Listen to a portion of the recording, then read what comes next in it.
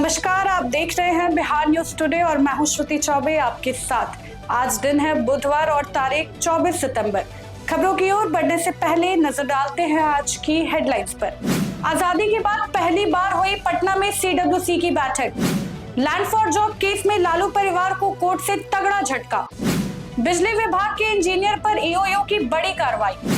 Patna metro का बड़ा कदम, 2560 करोड़ में बनेगी जंक्शन से रुकनपुरा तक सुरंग और स्टेशन। सासाराम में सीएम नीतीश के कार्यक्रम से पहले हंगामा। तो ये थी आज की हेडलाइंस। अब नजर डालते हैं खबरों की ओर।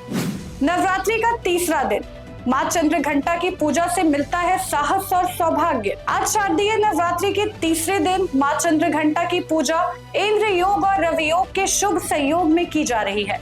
मान्यता है कि उनकी आराधना से भय, पाप और बाधाएं दूर होती हैं और कांति, शांति और पराक्रम की प्राप्ति होती है। पूजा से जीवन में सौम्यता और आत्मबल भी बढ़ता है। आजादी के बाद पहली बार पटना में हुई सीडब्ल्यूसी की बैठक। कांग्रेस ने आजादी के बाद आज यानी 24 सितंबर को पहली बार पटना में सीडब्ल्यूसी की बैठक आयोजित की। इसे बिहार चुनाव से जोड़कर देखा जा रहा है, लेकिन कांग्रेस ने इसे खारिज किया है। इस बैठक में प्रियंका गांधी, राहुल गांधी, मल्लिकार्जुन खड़गे और कई वरिष्ठ नेता शामिल हुए। पटना में सीडब्ल्यूसी की बैठक, कांग्रेस का एनडीए पर जमकर हमला। मल्लिकार्जुन खड़गे ने कहा, बीजेपी नीतीश को बोझ मानती है। पीएम मोदी के दोस्तों की वजह से देश संकट में है। यशोमती ठाकुर ने आम आदमी की अनदेखी और बढ़ती बेरोजगारी पर चिंता जताई। छत्तीसगढ़ के पूर्व सीएम ने विदेश नीति और बिहार के डबल इंजन सरकार को असफल बताया और सुधार की जरूरत बताई। सीडब्ल्यूसी बैठक में इन मुद्दों पर गहरा विरोध और बदलाव की मांग उठाई गई। कांग्रेस ने बिहार चुनाव को लेकर अपनी तैयारियों को भी मजबूत करने का संकेत दिया है। बैठक में कांग्रेस ने बिहार विधानसभा चुनाव से पहले खुद को मजबूत करने की रणनीति बनाई है। पटना में उर्दू बंगाल टीईटी अभ्यर्थियों का प्रदर्शन, पुलिस ने रोका। पटना में उर्दू बंगाल टीईटी 2013 के अभ्यर्थी रिजल्ट न आने के विरोध में प्रदर्शन कर रहे हैं। वे जेडीयू एमएलसी गुलाम गौस के घर जाने लगे थे, लेकिन पुलिस ने उन्हें रोक दिया। अभ्यर्थी 10 साल से रिजल्ट का इंतजार कर रहे हैं और सीएम से समाधान की मांग कर रहे हैं। लैंड फॉर जॉब केस में लालू परिवार को कोर्ट से तगड़ा झटका। दिल्ली की रोज एवेन्यू कोर्ट ने लालू यादव, राबड़ी देवी और तेजस्वी यादव को 13 अक्टूबर को पेश होने का आदेश दिया है। सीबीआई ने आरोप लगाया है कि रेल मंत्री रहते लालू ने नौकरी के बदले जमीन कम दामों पर ली थी। चार्जशीट में उनकी बेटियां मिसा भारती और हेमा यादव का भी नाम शामिल है। यह मामला 2004 से 2009 के बीच की कथित साजिश में जुड़ा है, जिसमें जमीन ट्रांसफर नौकरी से पहले की जा रही थी। रोहिणी का जवाब, किडनी नहीं दी है तो छोड़ दूंगी राजनीति।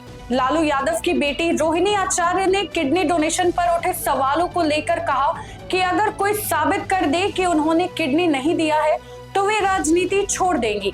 साथ ही झूठ फैलाने वालों से माफी की मांग की है। संजय यादव को लेकर तेजस्वी और रोहिणी के बीच विवाद बढ़ा है। तेज प्रताप बहन के समर्थन में उतर गए हैं।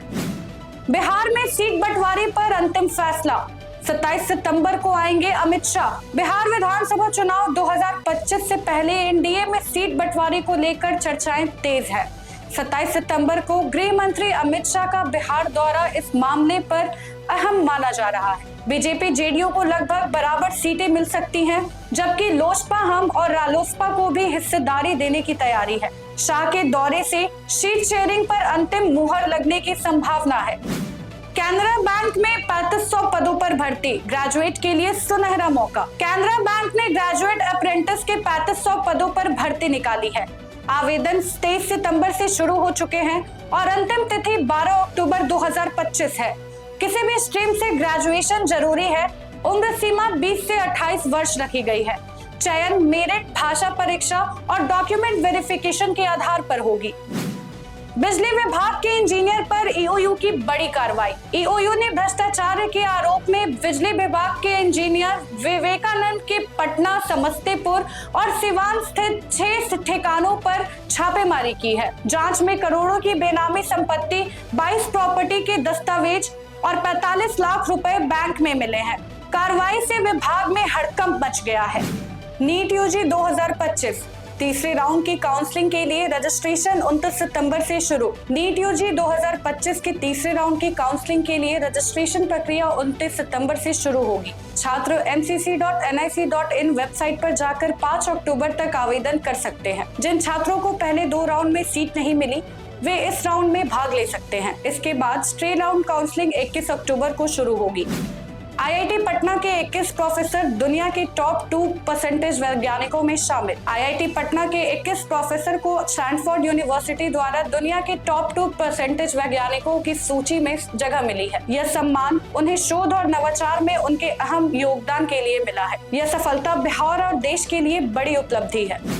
पटना मेट्रो का बड़ा कदम। 2560 करोड़ में बनेगी जंक्शन से रुकनपुरा तक सुरंग और स्टेशन। पटना मेट्रो के पहले चरण को पूरा करने के लिए नया टेंडर जारी किया गया है। 2560 करोड़ की लागत से जंक्शन से रुकनपुरा तक लगभग 11 किमी सुरंग और 7 अंडरग्राउंड स्टेशन बनाए जाएंगे। पहले फेज में कुल 24 स्टेशन और 30 किमी ट्रैक का निर्माण हो रहा है। बिहार में निकली दरोगा भर्ती।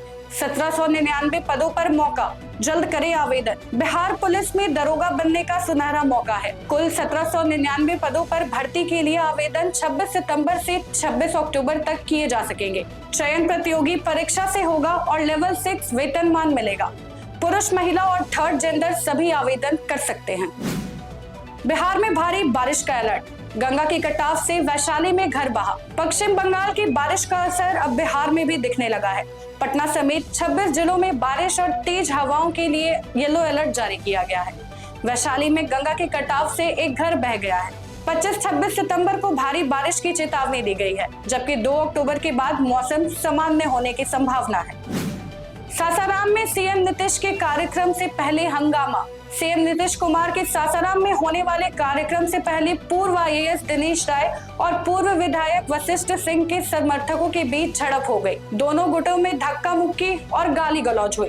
विवाद कार्यक्रम स्थल में प्रवेश को लेकर हुआ। इस घटना से कार्यक्रम में कुछ देर के लिए बाधा आई और सुरक्षा व्यवस्था कड़ी कर दी गई। प्रशासन ने शांति बनाए रखने के लिए दोनों पक्षों को समझाने की कोशिश की। तो ये थी बिहार की आज की 15 मुख्य खबरें। बाकी ऐसी ही खबरों के लिए बने रहे बिहार न्यूज टुडे के साथ। तब तक के लिए धन्यवाद।